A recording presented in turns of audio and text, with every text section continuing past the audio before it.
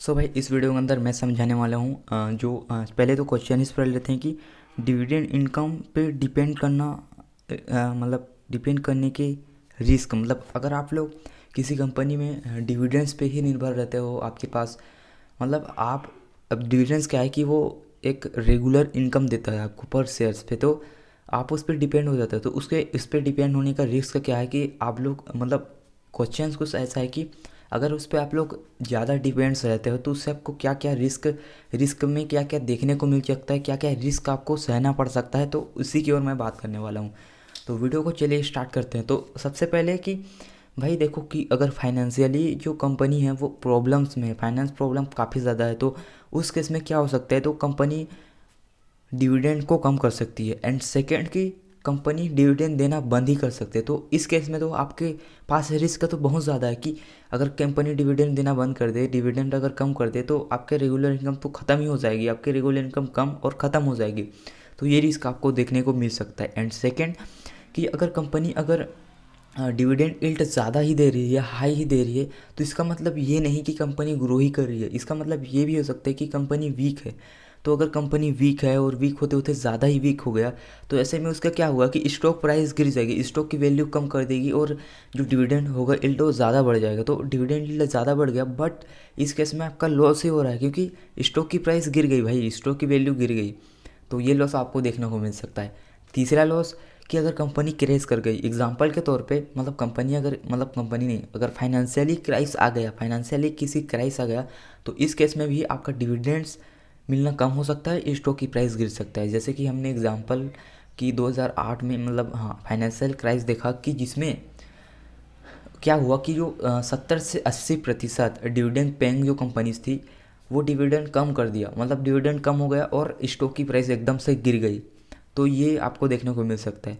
चौथा, अगर महंगाई बढ़ रहा है, मतलब आप जो कंपनी है वो पर ईयर्स आपको 10,000 डिविडेंड्स दे रहा है, तो इसका मतलब ये नहीं है कि अब देखो कि डिविडेंड्स पर ईयर 10,000 दे रहा है हर साल, 5 साल से ऐसे दे रहा है। और अब इसमें क्या है कि इन्फ्लेशन, महंगाई तो बढ़ती जा रही है, 6% से महंगाई बढ़ती जा रही है। तो इस केस में क्या होगा कि 10,000 आपको मिल रहा है, लेकिन वही 10,000 का वैल्यू 5 साल के बाद अगर उसका कैलकुलेट करें तो 7,000 हो जाएगा, वैल्यू कम हो जाएगी। तो आपका एक्सपेंसेस तो बढ़ जाएगा ना, आपकी जो महंगाई मतलब वैल्यू गिर जाएगा पैसे के, और जो आपके खर्चे होंगे वो तो फिर मतलब महंगाई ऐसा बढ़ जाएगा कि प्रोडक्ट्स ज़्यादा रेट में मिल जाएंगे, महंगाई ज़्यादा बढ़ जाएगी। तो इस केस में आपके एक्सपेंसेस ज़्यादा बढ़ जाएगा, आपके खर्चे बढ़ जाएगा, बट आपका डिविडेंड्स कम हो जाएगा, उसकी वैल्यू कम हो जाएगी, आपको कम डिविडेंड्स मिलेगा। तो ये भी रिस्क है। और फिर टैक्स रिस्क है कि अगर मतलब टैक्स ज़्यादा ले रहा है, जैसे कि आप लोग 1 लाख कमा रहे हो, तो उसमें अगर कंपनी मतलब जो टैक्स है वो 30% हो गया, तो आपका तो 30,000 तो ऐसे ही ख़त्म हो गया ना, मतलब आपके पास बचा कितना, 70,000। तो ये भी रिस्क है आपके कि ये सारी चीज़ें मतलब इस वीडियो के अंदर यही था कि डिविडेंड्स अगर आप लोग उस पर निर्भर रहते हो तो उस पर आपको क्या क्या रिस्क है जो आपको देखने को मिल सकता है। एंड इससे हम लोग एक लर्निंग जान सकते हैं कि डिविडेंड्स पे एकदम ज़्यादा मतलब डिपेंडेड होना इज़ नॉट, मतलब नहीं होना चाहिए डिपेंडेंस। आपको एक सपोर्टेड टाइप का देखना चाहिए डिविडेंड को, सपोर्टेड अर्निंग, ना कि पूरी आप में डिपेंड रहना है उस पर, नहीं। तो यही सारी रिस्क है जो आपको देखने को मिल सकता है अगर आप लोग डिविडेंड्स पर डिपेंड रहते हो तो यही थी। और इससे पहले हम लोग एक और क्वेश्चन है जिसको कर लेते हैं कि डिविडेंड्स और अगर बाईबैक में कंपेयर करें तो क्या बेहतर है। तो डिविडेंड और बाईबैक पहले तो समझ लेते हैं कि वाट मतलब दोनों क्या है। तो डिविडेंड क्या है, तो कंपनी प्रॉफिट्स वो जो अपना हिस्सा देती है वो डिविडेंड्स होती है।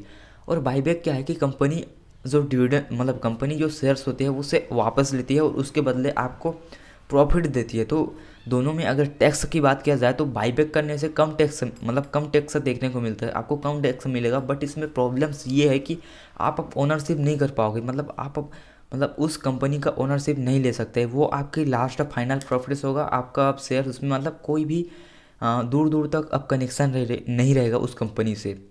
और डिविडेंड्स देने में क्या है कि वो टैक्स ज़्यादा लेगा बट आप उसके शेयर होल्डर्स रहोगे।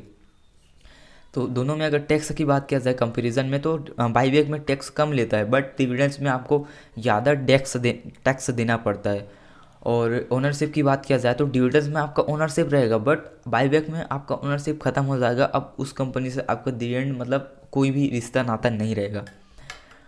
और अगर बेहतर की बात किया जाए कि टैक्सा के मुकाबले में बाईबैक बेहतर है और डिविडेंड कम है, बट अगर आप रेगुलर इनकम जनरेट करना चाहते हो, मतलब आपको रेगुलर इनकम चाहिए, आपको शॉर्ट टर्म प्रॉफिट्स नहीं चाहिए। अगर शॉर्ट टर्म प्रॉफिट चाहिए तो बाईबैक ठीक है, बट आपको लॉन्ग टर्म इन्वेस्टमेंट, आपको रिटायरमेंट में आपको रेगुलर इनकम चाहिए, तो उस केस में आपका डिविडेंड्स ठीक है, डिविडेंड्स मिलता रहता है, आपका शेयर होल्डर्स बनते रहते हो, तो वो बेहतर है।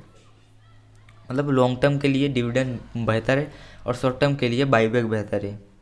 और ऐसा है कि बाईबैक करने में क्या है कि कंपनी कंपनी का जो शेयर की वैल्यू होती है वो बढ़ जाती है, वो तो ठीक है, हाँ शेयर की वैल्यू बढ़ जाती है, बट शेयर की वैल्यू बढ़ जाती है बट आपका तो लॉस हो जाता है ना। आप अब शॉर्ट टर्म के लिए आपको प्रॉफिट्स मिलेगा। तो यही चीज़ है कंपैरिजन, अगर उस पर इस पे और उस पे किया जाए तो this is a comparison this.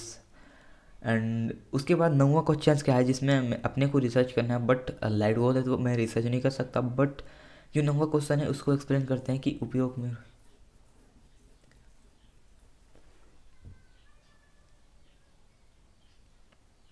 तो तो भाई तब भी अपन जो कि क्वेश्चंस को जान सकते हैं कि क्वेश्चन ऐसा क्या क्या है जो कि हम उसको रिसर्च कर सकते हैं। जैसे कि how do industry trends and economic condition effect dividend policy. तो डिविडेंड पॉलिसी जो होती है, मतलब डिविडेंड्स देती है, इतने इतने प्रतिशत देती है, तो इकोनॉमी अगर कंडीशन इकोनॉमिक कंडीशन ठीक है, मतलब इकोनॉमिक कंडीशन एकदम ज़्यादा वीक पड़ा हुआ है, एकदम ज़्यादा हाई है, तो इस केस में डिविडेंड्स क्या इफेक्ट, डिविडेंड्स पॉलिसी में क्या इफेक्ट होता है, और इंडस्ट्री ट्रेंड्स में, अगर इंडस्ट्री ट्रेंड्स में दोनों में क्या, मतलब कैसे मतलब डिविडेंड पॉलिसी है उसको इफेक्ट करती है, वो है। उसके बाद है how are common misconception about dividend investing. मतलब ऐसा क्या मिसकॉन्सेप्ट है, ऐसा क्या चीज़ है जो लोग लोग सोचते हैं कि ये हो सकता है डिविडेंड्स के बारे में, तो वो जानना है। तो जैसे लाइट आ जाएगी मैं वो चीज़ को करूँगा, एंड मैं अपने आप को और भी ज़्यादा टास्क दिया कि ये चीज़ को करना है, वो चीज़ को करना है, तो मेरे लिए वो चीज़ इंपॉर्टेंट है, ना कि कोई भी वीडियोस इंपॉर्टेंट है। तो यही है।